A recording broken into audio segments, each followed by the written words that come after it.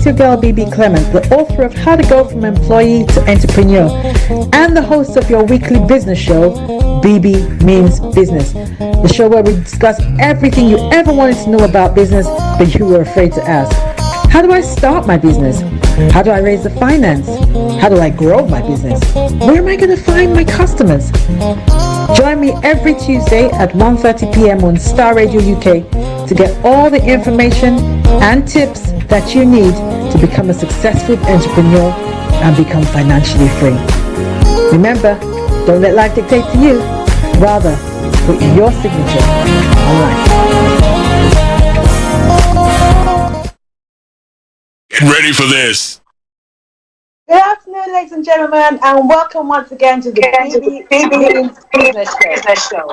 This is the show where you get all the information, tips, knowledge, advice on anything and everything to do with business. The whole aim is to make sure that you're successful in business and you become financially free.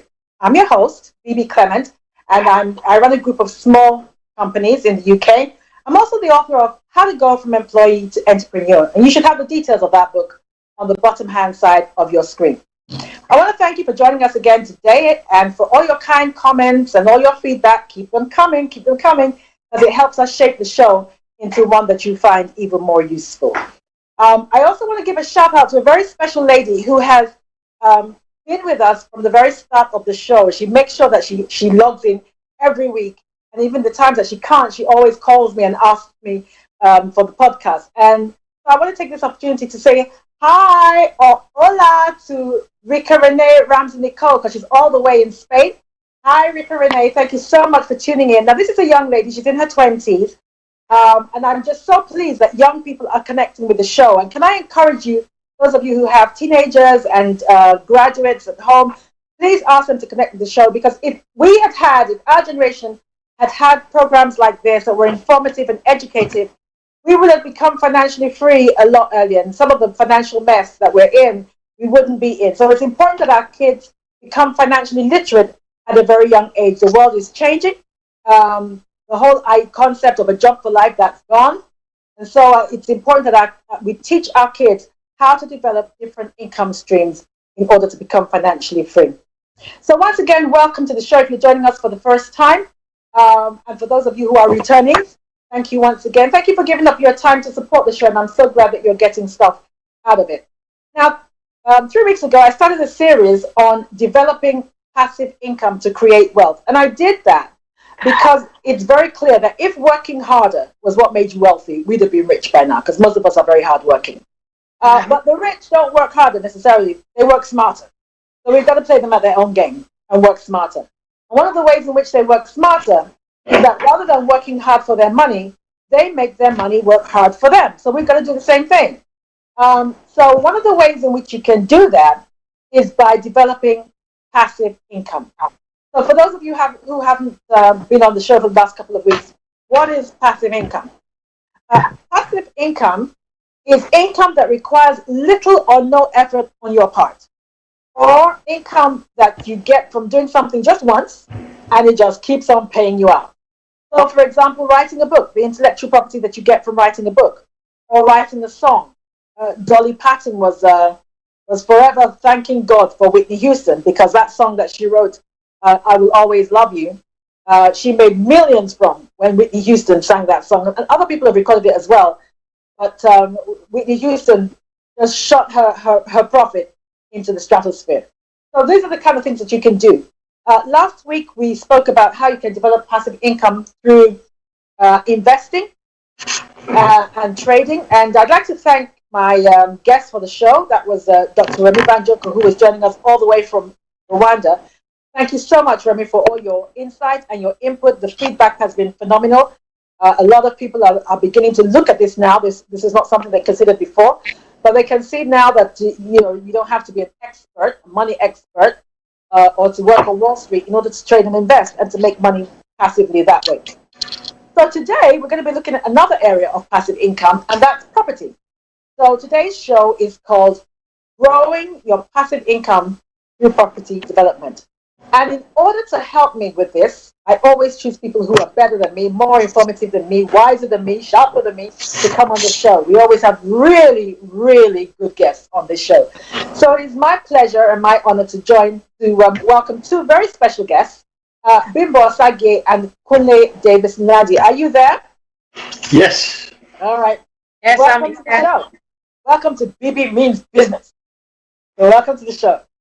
All right. Thank you. So just to let our listeners know that this is a live show and it's an interactive one. So we want to hear your views on anything that we discuss here.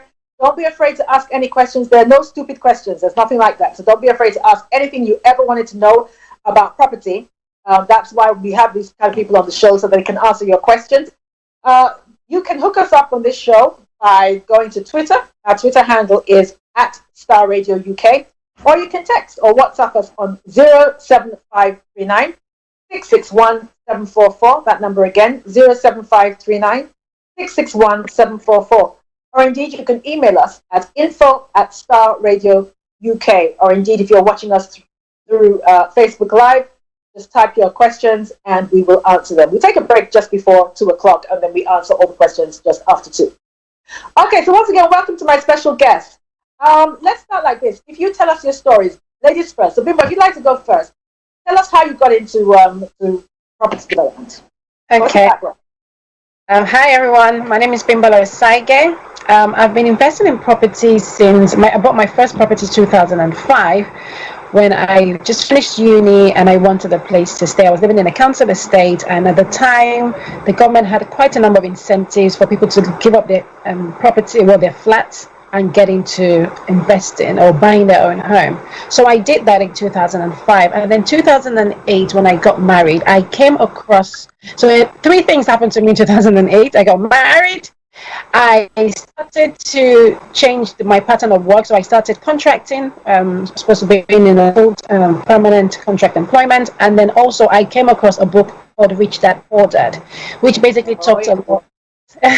It talks a lot about, being employed, being a business owner, self-employed, and so on and so forth. So the concept of passive income and property was something that I picked up from then on.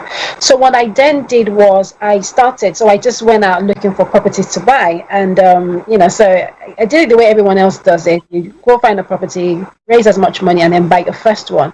But then I did that. But then I realized that I was going to soon run out of money very quickly because I didn't know anything else other than save up, buy, and then wait for the money to grow. So I came across another company that were offering education in property, so I went on to educate myself, and I wanted to mention that because it's very, very important. You don't know what you don't know, and what you don't know is going to cost you a lot of money. So I went and paid a huge amount of money, got myself educated, and I started that way. So whilst I was doing that, I was working full-time as a business analyst, working for really good companies, and then eventually I found myself in financial services. I worked in various banks in the City of London. And I think up to 2016, I realized that I wanted to do this full time because I was seeing the benefit of my passive income growing, my money working very hard for me. I also realized as well that the traditional way of buying property wasn't going to get me to my goals because I wanted to achieve so much in a very short space of time. And I understood that I started to learn a lot about delayed gratification, putting the money into things that would generate you a lot of money, and then at some point in the near future, you can practice it. So in 2016, I made I started to think of leaving my job in the city, so concentrate full time in properties. As of then, I had done quite a bit of the different strategies that we'll probably talk about later in the show. So by the regular family-led commercial conversions, buying in auctions, refurbishing, HMO, and so on and so forth. So eventually, I gave myself a target from 2016, and then by 2018, I escaped the rat race. So I left a very high-paying contract role in the City of London. I was working then as a market risk analyst with an investment bank, and I gave that all up so I could concentrate on doing property full-time. I've been doing this full-time now in the last 2 years, and it's been fantastic. Obviously, it's got its own challenges, being a self-employed property developer, but it's a decision that I am so grateful that I made, and I don't think I would go back the other way.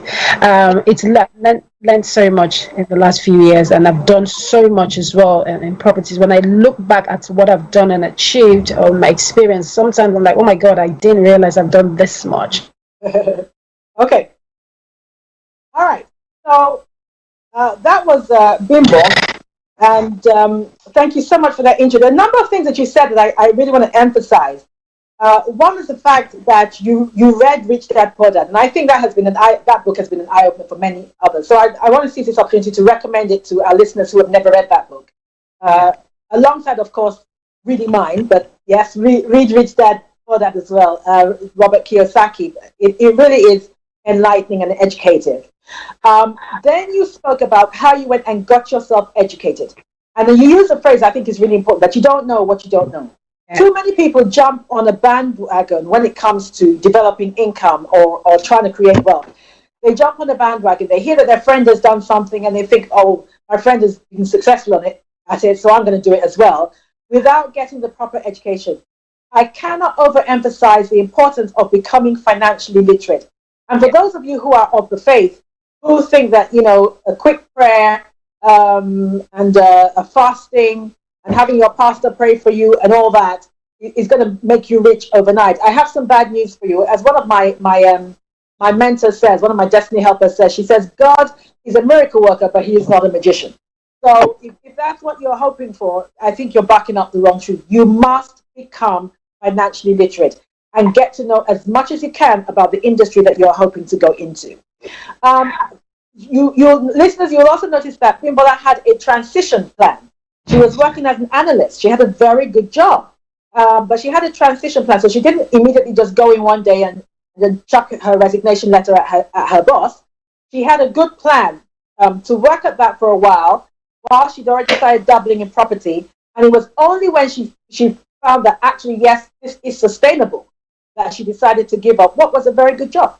So again, you have to be strategic about this whole wealth creation thing. Okay, Bimbola, thank you very much. We're going to come back to you. But can I hear from our second guest? Please, could you introduce yourself and tell us your journey so far? Hi, my name is Kunle Davis Nadi. My journey, I wouldn't say is as colorful as Bimbo's, but I went to University of Lagos, and I remember after I did my final exams, myself and a group of other friends who had not, finished their final exams, were just sitting down one day talking. All of them were architects. I didn't study architecture. And I remember that day, just jokingly, we said, oh, you know what, when we graduate, we need to set up a company called Project X. And Project X would be, purely to develop properties and then sell on. Property development in Nigeria then is not what it is today that we know. And after that conversation, nothing happened for a number of years. And I remember one day, some years later, I think about 4 or 5 years later, there's a property on Ozumbambadiwe in Lagos, then vacant land, backing off onto the lagoon. I know the family that owns it, and I said to them, what are you guys doing with this land? I was speaking to the son of the man that owns it. He says he doesn't know what his father wants to do. I said, well, I'm sure I can find people that can develop this thing for you. And the guy goes, oh, really, how? I said, don't worry. I mean, if your dad is interested, I'm sure I can come up with something. And, jokingly, we started this conversation, and the man goes, oh, yeah, if you could build a shopping mall there. Now, I don't know if anyone knows it, there used to be a Mr. Biggs on Ozumbambadiwe years ago. Sorry, most of our viewers are based in the UK. They might never have been to Nigeria. So he's talking about Nigeria here. Go on. Yes, and then we developed that property shopping mall. Mr. Biggs took the whole ground floor, paid for 5 years, used the money to complete the rest of the property. Now that was how I started. It was all stroke of luck. Because I did have a few uncles and aunties that I could run to that we're willing to put the money together and also get the connection. But fast track, I came to the came to the UK, did a masters, and bought my first property. I believe it was in 1997. Wow. I still knew that I had the passion for real estate development. I'm not much of someone that was interested in buying let and all that. I was swimming on the other side of the ocean. And Sorry, what side is that? which is development. Okay. But buy a property in auction and add value to it, or buy a semi-detached property that's got massive grounds on the side. Create an additional dwelling there, or buy a big property, 5-6 bed detached house, convert it, by extending to the side and to the back, and end up having, say, 5 apartments within the house. But mind you, my background is IT. I'm an IT consultant, and so there was a period where I didn't have work, and I'd waited 2 months, 3 months, no job, and then I know I had this friend. He's a lot younger than I am, but in this country, he's arguably the most successful property developer I know, who's a Nigerian. What's his name? And this guy was doing things that was blowing my mind off. So I remember then I'd wake up in the morning and I'd go to his house 8 o'clock in the morning, and I'll sit down with him till about 7, 8 at night. I would watch him when he goes to scout for properties. I would watch him when he goes to tender for properties. I would watch him when he negotiates with contractors. I would watch him whilst he does whatever he does, and I did that for 6 months. Monday to Saturday, going to his house. And some people were like, why are you always hanging out with me? I said, look, guys, just leave me alone. I know what I'm doing now. So for me, apprenticeship, pays off. Wow. Apprenticeship pays off. You see someone doing, what you want to do, right? And you can see evidence that this guy is onto something that you have no clue about. Bite the bullet, walk up to the person, say, look, mate, can you help me? I want to study under you. And, most decent people, right, would have no problems with you doing that, And this guy took me on board, and what I know today in the real estate as it concerns the United Kingdom was solely due to that one person. And and after that, I've gone on to just do a whole host of things. Now that doesn't mean I didn't make mistakes down the line. I still made mistakes. Don't tell us about those ones yet. We're going to come to me. Yeah, but the point is, when you learn right, even though you make mistakes, right, there's that thing you can fall back to say, oh, hang on a minute, what did I miss? And then pick back up again, and you're up and running. So in a nutshell, that's my story. That's where I am. I'm still hungry for development. I'm still scouting for properties, and doing all I can do to help people that need help as well. And what a story it is. What a story. Thank you. Enough respect from me, honestly. The fact that you were that young and that forward thinking. I mean, the whole story about you developing that land is just amazing. Really amazing to me, because I mean, how many young people were thinking like that? That's really good. A couple of other things I wanted to pick up on and emphasize to my listeners is the whole concept of being mentored. In whatever field you want to go into in relation to wealth creation, you must be mentored. And just like they said, go and look for somebody who has made a success at what it is that you want to do, and humble yourself. They said the guy that he went to meet is a lot younger than him. Yeah. Humble yourself and go and learn whatever it is that you need to learn. It doesn't matter who the person is, as long as they're doing what you want to do and they're doing it successfully, then go sit at their feet and learn what you need to learn. Too many of us are focused on the money. I've had people who will say, well, I can't go and do that because during that time, nobody's going to pay me. What you will learn during that period will pay for everything else. So you might as well just do what needs to be done and go and learn. But you must have mentors. I've said that many times on this show, and I'm so glad that you emphasize that as well. Okay, really good introductions there. I hope our listeners are getting inspired that neither of these people was born with a silver spoon in their mouth, one. Neither of them have, are unicorns. They don't have horns coming out of their head. They're just ordinary people like you and I who honed in on something that they were passionate about and they wanted to do, and they found a way to do it. So you can do the same. All right, so guys, supposing I want to start today, I want to get into property development today. Where do I start? I'd let Bimbo go first. Okay. So I suppose first thing is your level of experience. So if you're new into the game, if you're new into investing into properties, then you want to start small. And I think it's very important to know that when you're new into something, you want to start small. Like we said, you will make mistakes along the way. And when you're new, you want your mistakes. Obviously, mistake costs money, so you want your mistakes to not be to be the one thing that wipes you out completely out of business. So I would say start small. So start small could be something as easy as you buy a property and you just do a refurbishment. You just refurbish the entire space. That's starting small. If you're new into the game, you buy a property that is old, needs a lot of work, change the bathroom, change the kitchen, perhaps apply to the council to extend the back, nothing too major, and then you start to build your experience that way. Obviously, when you're into property, there are things like, the type of property, location, the price. There's a whole lot of stuff that you need to already know before you actually take that first step. Right, so let me stop you there. So as regards, because we hear this all the time, location, location, location. As regards location, if you're going to get into property development, what am I supposed to be looking out for? Transport links? What am I supposed to be looking out for? Do you want me to answer that, or? Yeah. Do you want to go? Okay, I could do that. It depends on a number of things.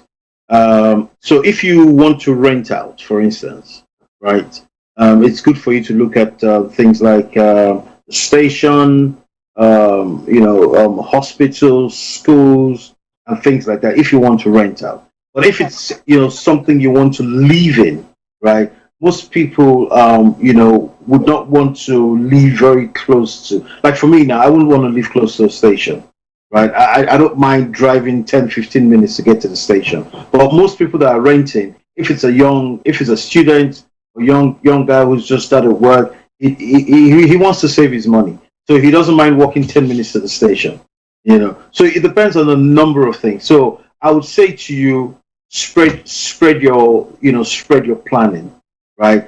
Do you want to be someone that rents properties out, right? Then, location in terms of stations, schools, like if you've got good schools in that neighborhood, right, you're certain to find a lot of young couple come to look for properties there because they want to put their the children in very good schools, right? But if it's a family that their children are like 15, 16, 17, right, they want to go further into town. So it depends on a number of things, But for someone who is a new starter and you just want to rent your property out, I'll just say look for something very close to the station. Look for something close to the high street. Look for something close to the big grocery stores, the Asda's and the Sainsbury's. That would help ensure that you get your property let out really soon.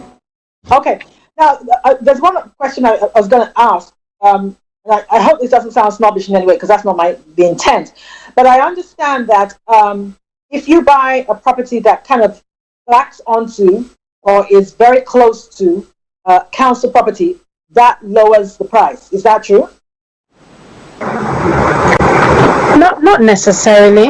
Not necessarily. I think the challenge that you tend to have is, so if I were to buy a property and I go into the viewing and I find that it's quite close to local housing and council properties, the one thing I'm looking for is, okay, is it a safe area? What kind of people live here? But actually, for me as an investor, I actually don't mind such property because it tells me the kind of people that would want to live there. So, for example, I bought a property recently, and the intention was to turn into multi-room lets, and that particular property was close enough to a lot of council or old local authority houses, and for me, it was a perfect location because I know that the people that live there are people that probably might not be able to afford bigger 2-3 bedrooms, but they can relatively afford a roomlet. So it's not necessarily a bad thing.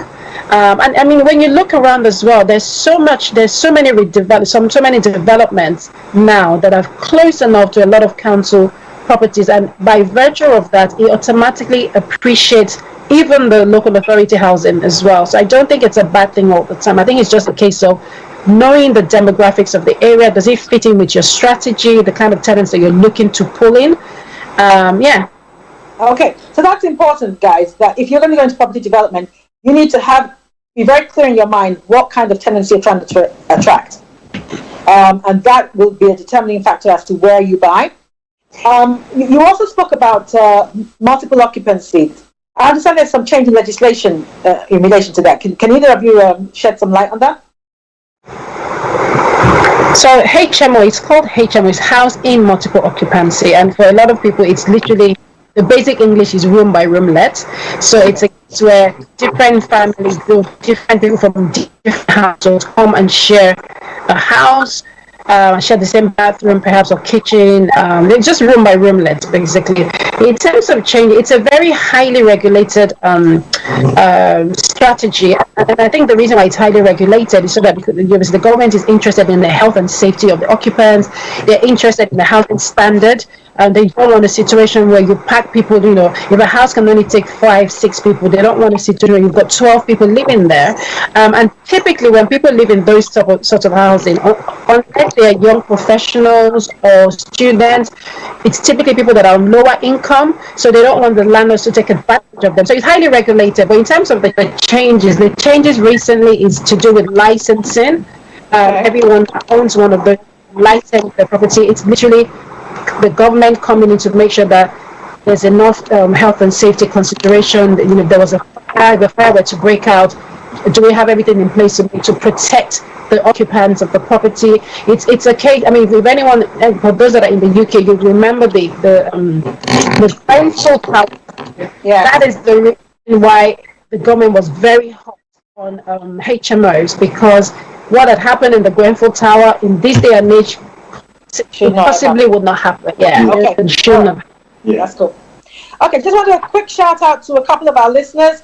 Alexander Nana Agem Amalku. Thank you very much for listening. I understand you're having a problem with the volume. Volume seems fine, but everybody else is I'm not sure whether it's your end. Also want to shout out to Temitayo Pefa. Thank you very much for listening in. Hope you're enjoying the show. Okay, next question. And we're going to quickly do this one because we're going to take a break in a minute. Actually, you know what? Let's take a break now. We'll come back at 2 o'clock, and then I'll pass the next question to Kunle. Thank you very much, my guests. Thank you. Thank you. Don't go away. Back up to the break. Hi everyone, it's your girl BEBE Clement, the author of How to Go From Employee to Entrepreneur, and the host of your weekly business show, BEBE Means Business, the show where we discuss everything you ever wanted to know about business but you were afraid to ask. How do I start my business? How do I raise the finance? How do I grow my business? Where am I going to find my customers? Join me every Tuesday at 1:30 p.m. on Star Radio UK to get all the information and tips that you need to become a successful entrepreneur and become financially free. Remember, don't let life dictate to you. Rather, put your signature on life. Get ready for this. Welcome back, ladies and gentlemen, to the BEBE Means Business Show. And today we're speaking about how to grow passive income through property development. I have two special guests on the show, Bimbola Osagye and Kunle Nadi. We've been talking about property investment, and I've had some questions come in that I'm going to throw open to our guests. The first question says, Dear BEBE, wonderful show as ever. Thank you so much. Glad you like it. I too would like to develop passive income, and property rental seems to be a good way to develop it. My question is, given the economic uncertainties, is this a good time to get into property business, or should I wait until things stabilize? Kunle, you want to go for that? That's a concern a lot of people do have. The thing is, there's never a right time or wrong time to go into property investment, right? Never. So if you have the money now, right, I'd say go for it. Okay. Go for it, because there are quite a lot of incentives now. I.e., if you buy your property now, your interest rate, your mortgage rate is quite low, right? And if you're smart, you can lock it in for 4 years or 5 years, right? Wow. So that just ensures that, you know, whatever mortgage you're paying for the next 5 years, it's at almost 1 or 2%. You get, which is a no-brainer. And then the government is also giving stamp duty, holidays, and all sorts of things, you know, which also helps you in terms of the savings you make towards the purchase of the property, right? And if you start now, you might be lucky in the next 3, 4, 5 years, a property you bought for 300 might be worth, say, 500,000.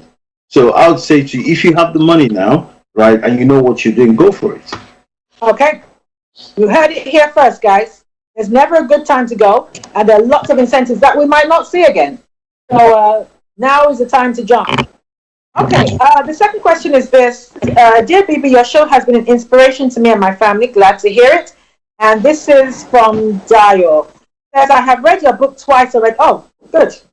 I've read your book twice already. I can't wait for the sequel. Have you published the sequel? No, I haven't. If not, when will the sequel be published? Well, I'm writing my second book, but it's not necessarily a sequel, but it is to do with wealth creation again. So hopefully by the end of the year, that should be out. So Dio, thank you very, very much for that. Okay.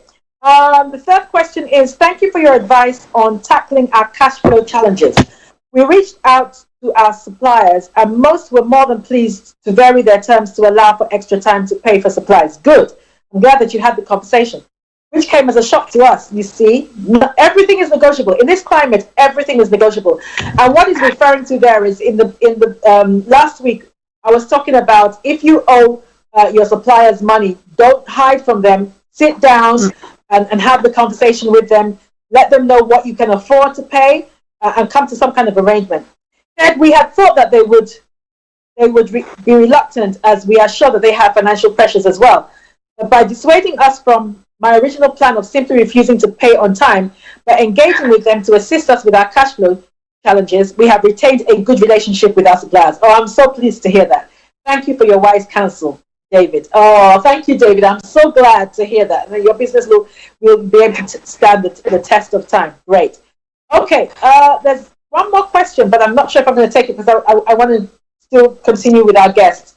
Now, how do I raise the capital? If I wanted to get into property development, can you take this? How do I raise the capital? I sometimes hear about guys like you talk about, oh, you can buy properties with no deposit down. Is that true, or is that just something you guys say? Okay, it is true, right? I've experienced it, right? But also there are various things that you could do to help yourself out. Now, what I tell people who are starting, I have a few people that I mentor, and I say to them, I say, you know what? Get 3, 4 of you, right? Come together, right? It might be 15 grand per person, or 20 grand per person, or someone might come in with 30, and the other person comes in with, say, 15. Now, you set up a moving company, a company that is just meant for just the old essence to deliver that transaction, right? And based on how much you've invested, you get equity, right, in the stake of that property, right? So when you sell, so Bimbo, if Bimbo comes in with 15%, 15,000, Bimbo can get, say, 20% of it. You come in with, say, 30, you can get, say, 40%. I come in with 5, I get, say, 2%. And at the end of it, when the property is developed and sold, right, you take your money and you go away. But guess what? You did not have money enough to do it as one person, but the strength of numbers has been able to, help you purchase a property, right? Put your name in the company's house as someone who is credible, right? Also, right, in the mortgage, system, your name has gone there as well. Then another thing is that you've acquired knowledge.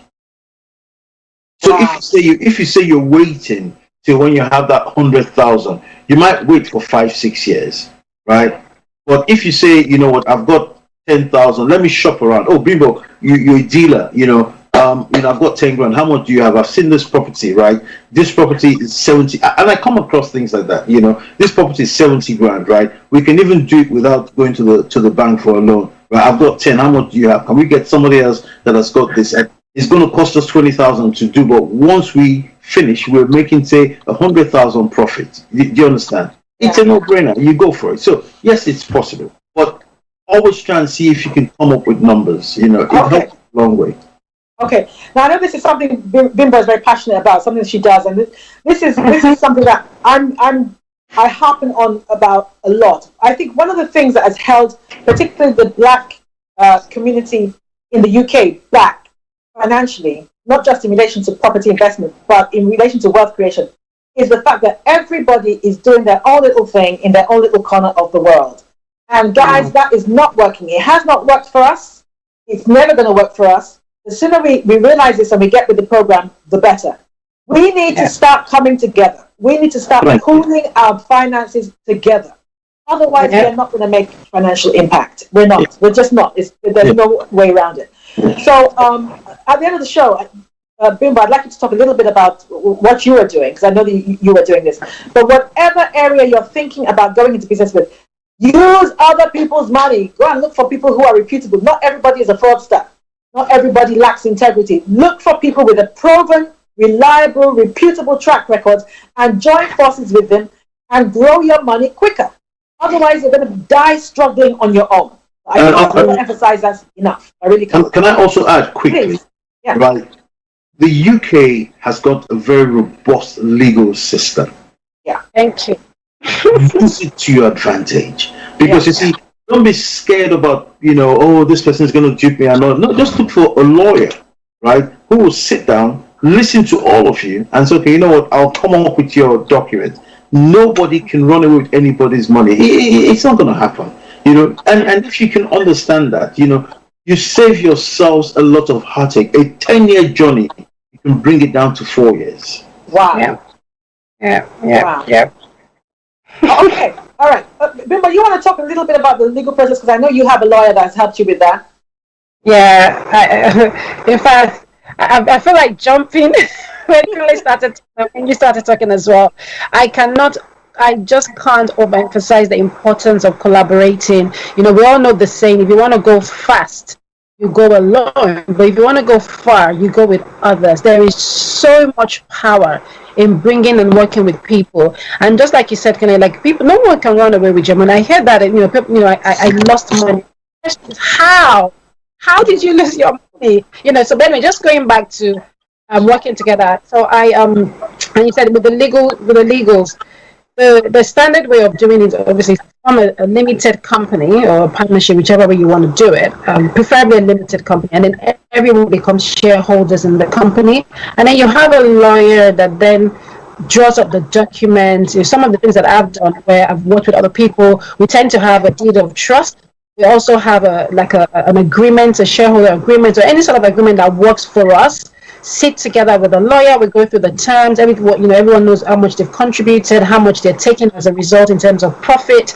If there are losses, how do we share the loss as well? So that's a possibility. So literally just working through the structure and then presenting it to a lawyer who draws up an agreement, and then that's it. It's done. It's so easy, so simple. You just have to spend that extra bit of money to make sure you have your legals, and there's always a paper trail. The amazing thing about the UK government as well is, apart from the robust legal system, there's that freedom of information as well. If I set up a company today, you can track me, you can Google me, you can find me on companies out, like I know where I'm running to. So is the next investor, the next developer. Where people need to be careful is where they're not able to trace. There's no traceability or accountability. And I love what you said. Not everyone is after your money. Not everyone has, like a lot of us that have integrity, and we're happy. It's like integrity for the money. In fact, so I'm so happy we're having this discussion. I just want to encourage people out there. Look to work with people. Look to start trusting people, and make money together. You look at the other races and the other tribes, and we see how far they've gone. Can I just share stats very quickly? I saw this. It was a stats that came out 2020 about home ownership, and and race. And it says in the United Kingdom, it's about 68% of United Kingdom house owners, so households that actually own their own homes, and then they break it down into races. So the white people, the white British was about 65 or 63, and then the Asian, actually not Asian, Indians was 75 or maybe some. It was in the 70s, either 75 or 78, and then the Black Africans was 20%. When I saw that stuff, I wanted to die. I literally was like, "What is this? Like, how can this be possible?"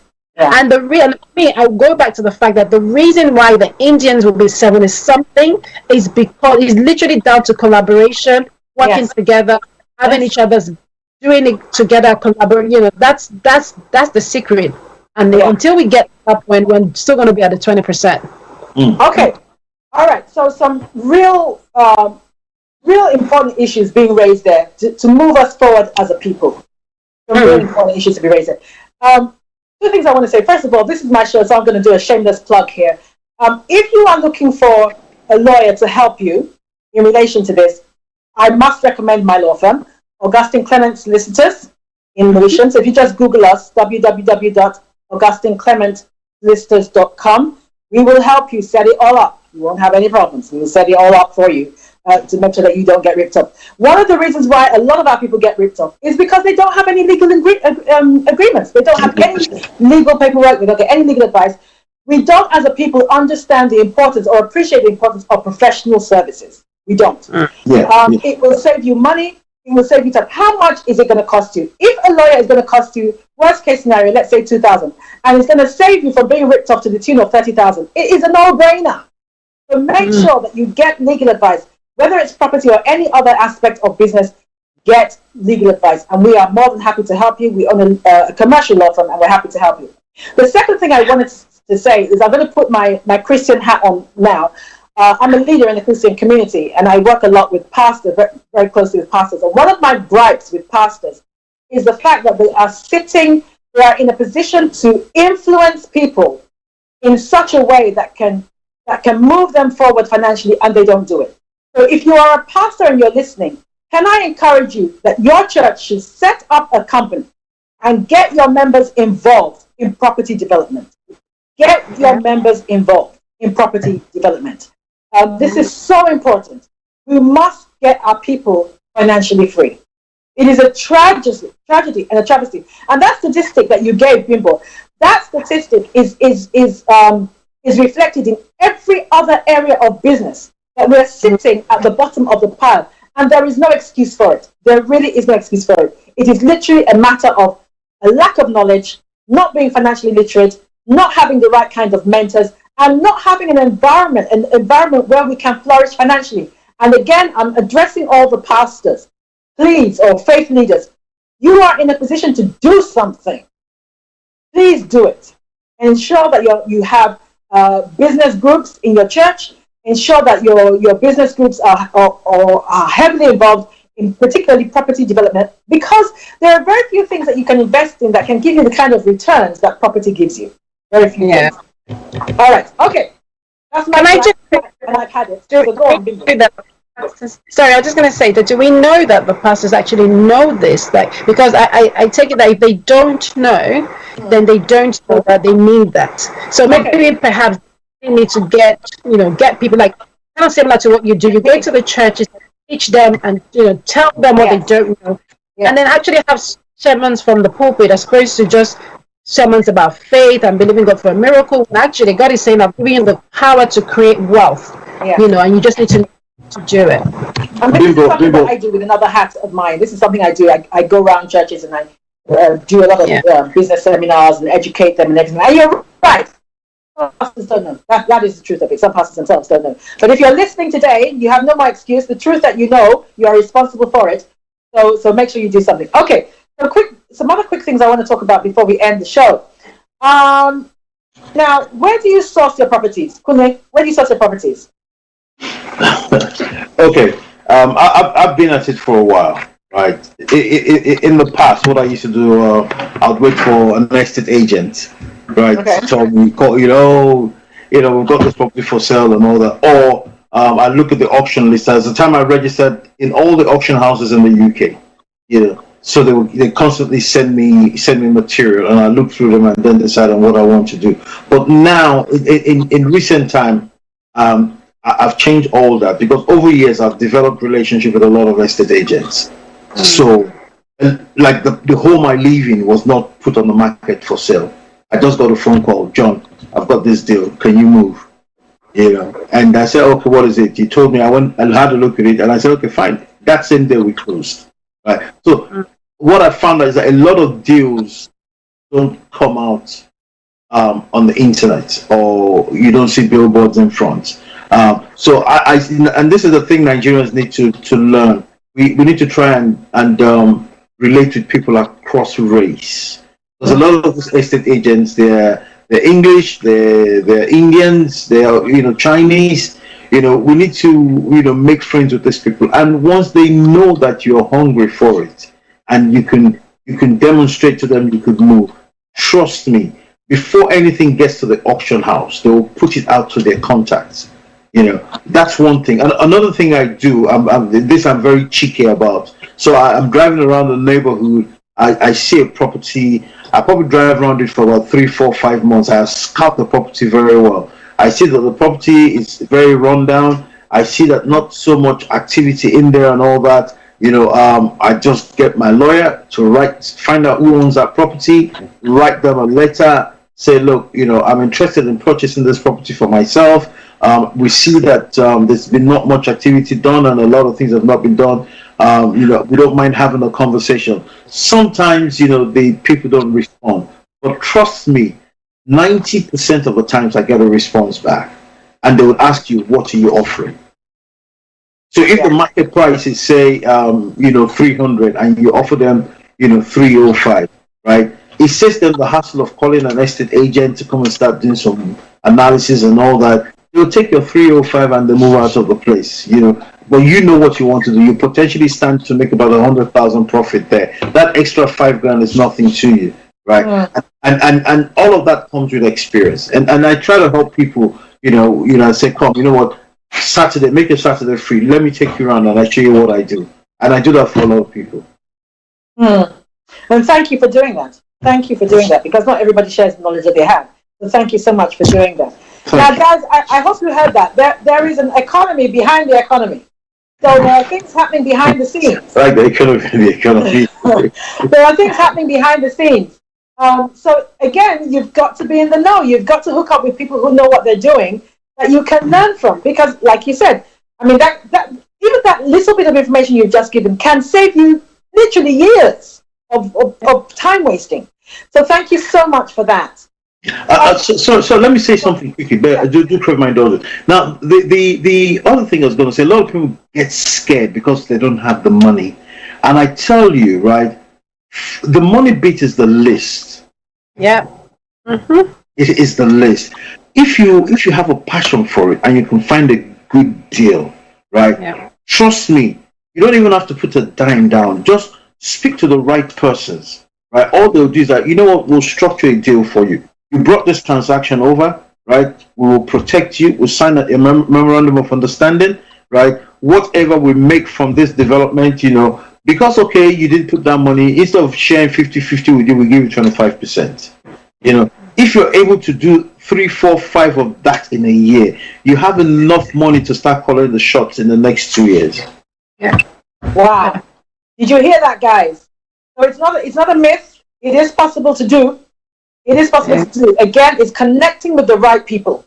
I'm so appreciative, guys. I can't thank you enough for the information that you're giving my listeners. So it can be done, guys.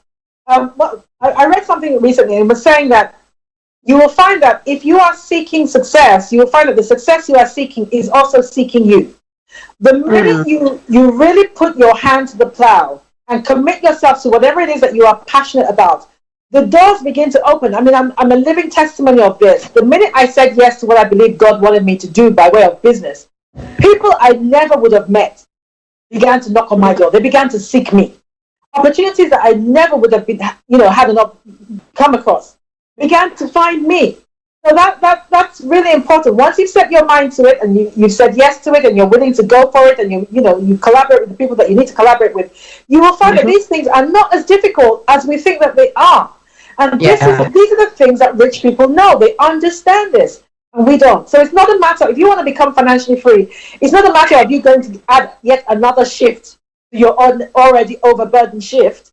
There are smarter ways of working, guys. There's smarter ways of making money. And I'm really hoping that this program is beginning to enlighten you and to, make you think bigger. We have to begin to think bigger and think differently. Okay. All right. We're nearly there. So I just want to quickly ask, Bimbo, what mistakes have you made along the way that our listeners can avoid making? Mistakes. Well, some of the mistakes I've made would be down to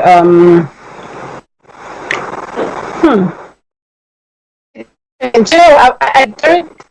So far, what I consider to be a mistake, I've kind of turned it around. So, okay, a good example was this property deal that I did, and I did my research, I did my due diligence, I was quite sure what I thought the value would be. So we went into the deal, and then the deal didn't go exactly as planned, and then it was undervalued. So obviously that hurt a little bit because the intention for that particular property was to develop it and sell it and make a profit. So because it was, we wasted a bit of time, it costed us a bit of money. So what we then did, we just changed the strategy. So mistakes would be, property being undervalued, running out of time, using contractors, didn't quite. That's another one actually. I used a contractor. It was my first time of using them, and the only thing I went by was their ratings online. But it was a disaster in the end because they wasted us a lot of money. They wouldn't listen to some of the instructions we gave them. We had to redo things over and over again. That was a big mistake. But I think overall, when such things happen, I just changed strategy. If I was going to sell for a profit, then I just retain and remortgage and take as much as I can get out at that point in time, then rent it out. So with property, the opportunities for you to you will make mistakes, definitely. But you've got to find a way to mitigate that or change your strategy. And that's one thing I love so much about properties, because if it was another asset class, you make a mistake, you lose money, you're out of the game. With property, you have that, you just change your strategy. You look to do something differently. Okay, Kule. Yeah. Okay, I'll give you two instances, and I'll be very quick about them. The first one, I bought this property. It's a semi-detached house, right? But the person I was going to buy the property, I bought the property from, he had done an extension to the house, right? And the extension he did was to the side, so he created an additional dwelling, a one bed house. So in essence, I purchased two properties for the price of one, right? But this is the mistake I made, right? I did not do my research because there's a lot of things that go into real estate. I did not do my research in terms of finding out, okay, this job that this guy did, was the council willing to regularize the fact that he did the work illegally? Okay. Right? So there's what they call a UDP. Every borough has got its UDP, Urban Development Plan, right? Yeah. So if I'd known, I would have studied to have seen that, oh, hang on a minute, this guy has done the work, but the council would not regularize it. I wanted to buy the property and have it as two separate properties so I could sell them as two separate houses, walk away with about 200,000, in the kitty. But the council for like about 6 years have fought with me. 6 years, and they said, no, it has to be one dwelling, but luckily for me, David Cameron came into power and he changed a lot of the legislation, and that was in my favor. So I was very lucky. But that was a big mistake I made on my own part. And the other one was a near miss. I was going to buy a piece of land in East Finchley, and I saw it was 180,000, and it came with planning permission for 4 flats. And I put down the initial down payment, and I said, okay, I'd get the paperwork done and all that. But something in my mind just kept on telling me, young man, calm down, and I kept wondering why. But only for me to go there the following day, and I saw that there was a massive cemetery of land. Now the thing is, you build it, but nobody would want to live in there. Yeah.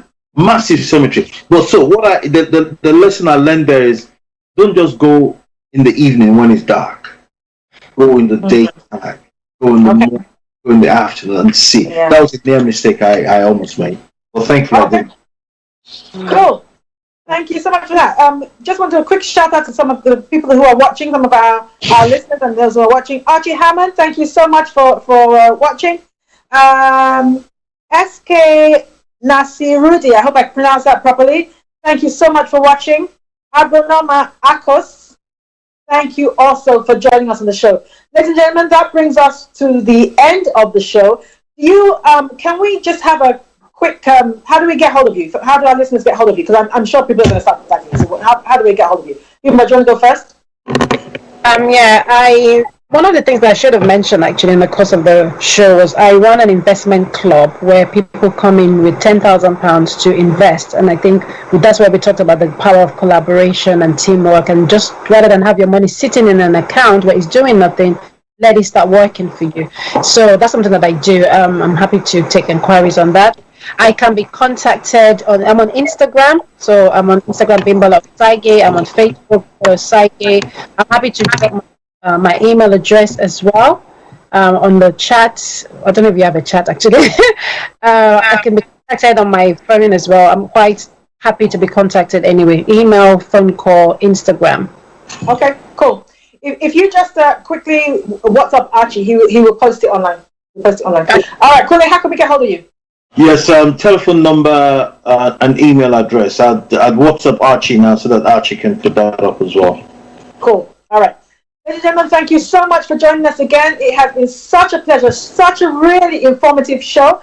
I will be definitely becoming a mentee, so watch out for me as well. I hope you enjoyed the show, and let's hear your views on it.